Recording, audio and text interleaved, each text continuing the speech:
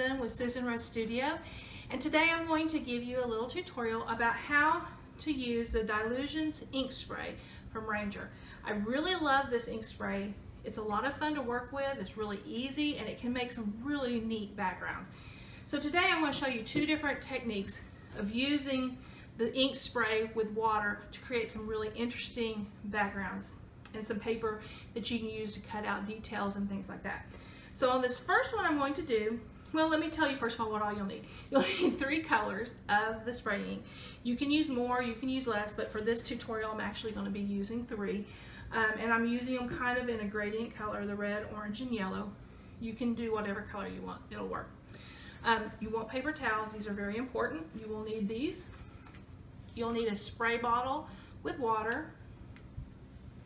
You'll need a glass of water and a paintbrush. I use a 1-inch flat paintbrush, but you can really use any of them.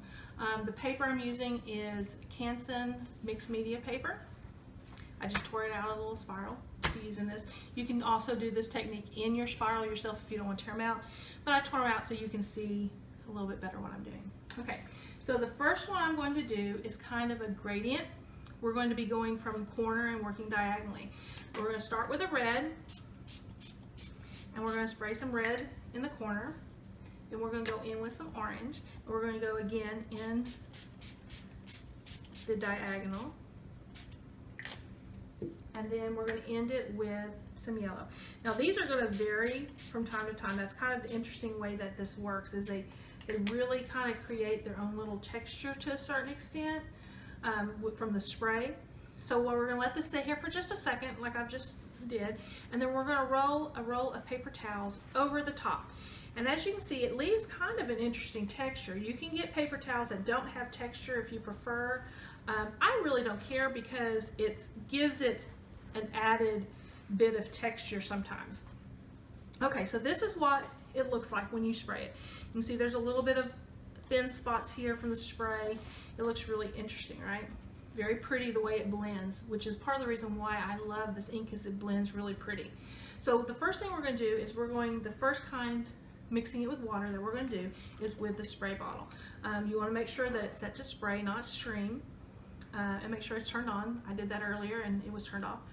It didn't work. So what I'm going to do is I'm going to come up high, and then I'm just going to spray it with just a fine drizzle, and we're going to let it sit. Now some of these are going to be really fine, some of them are going to gather a little bit more. We're going to let this sit for just a few minutes, or a few seconds really, because it's going to gather some of the water, the color off the paper. I'm going to tear off this first sheet, which is a little bit much, and we're just going to roll the paper towel again over the top of the paper, just like that. So if you look here, hopefully you can see it well, is it gives a very fine, almost like a rain, a soft rain effect with the way on the water, with some bigger droplets. But it gives this really nice texture to the page that I really like the way that one looks. And so this paper then, you can go on and add more texture to it by using a variety of other ways. And we'll talk a little bit more about that in just a little bit. But that's how the page, the basic page, will look. This is really good for going and cutting up for other details, or just using for straight up for the background itself. So for the second technique, it's very similar. We're using the same things, just a little bit differently. Okay, so we have another piece of paper. And what I'm going to do is in the center of this one, I'm just going to do the red. And then I'm going to go around with the orange and finally around with the yellow. This is going to give it kind of a bullseye effect, and it's just going to be kind of a different look than the diagonal. And then again with the yellow, we want to mix a little bit of yellow at the top and at the bottom. You will definitely want to make sure to cover your table, because as you can see there's lots of overflow, and you see I'm wearing an apron because it overflows on me as well. And so I don't want to ruin my nice clothes unless I'm running around in my junk shirts and stuff like that that are already stained. Okay, again we're going to do the same thing. We're just going to roll over this with the paper towels, and it's going to kind of gather up the excess.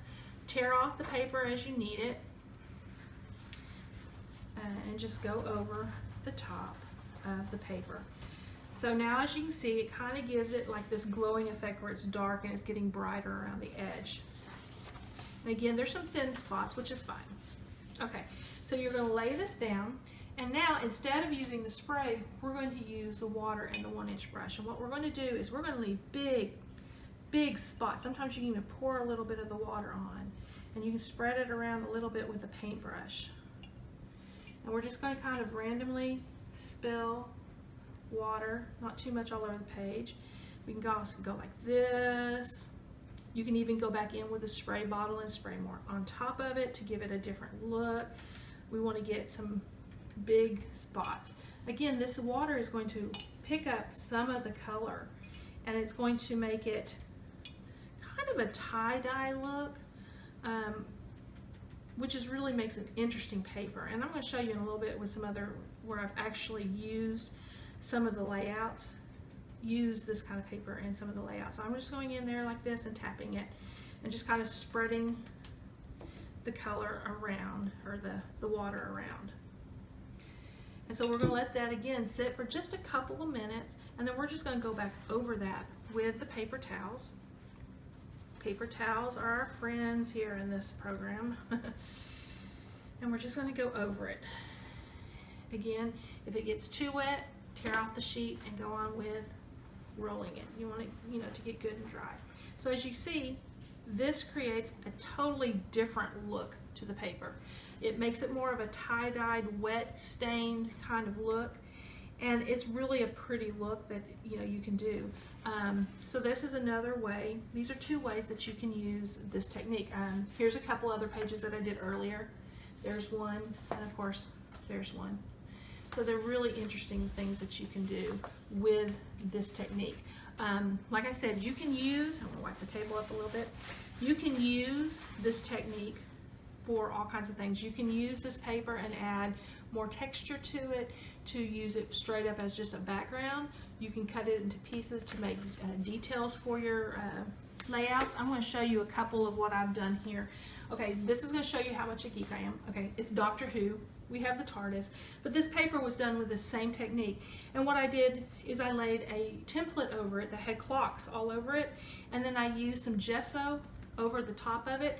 It gave it very faded white look, which is really interesting the way that it looked. And then over the gesso, I added a little bit of glitter to give it a little bit of sparkle. So that's one of them. I did another one. Let's see here. This one right here. I used the technique for the heart that's right here. I don't know if you can see it. This heart was done using that. I used the pink and the red and the orange and the yellow for this, and just cut out a piece of the pink for this layout. So it's really versatile. You can do, it can just be a background that you use and just add more texture to it and all of those things, or you can use it for cutting out details like the heart that I did on that.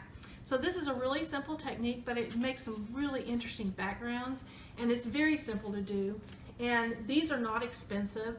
I think that I bought a set of 2 of them at, it was the cherry pie red, and there was a pink I bought at Hobby Lobby, and I think they were like $9.99 for the set of 2 of them. You can get them on Amazon, you can get them at Joann's, you can get them at Michael's, you can pretty much, Amazon, I mean, you can pretty much get them wherever you need to get them. And so they're very versatile because you can do a lot more than just what I've showed you. And it's makes some really beautiful, interesting papers that you can use for your backgrounds, or you can use for details in your layouts and so forth. So that is my tutorial, and I appreciate you watching and watching me stumble through. I hope that you'll check out my blog. It's www.susanrosestudio.com. I'd love it if you'd like and share this video. That would be great. And that is all I have, and I hope that you enjoyed it, and I hope that you have a good day. Thank you. Bye-bye.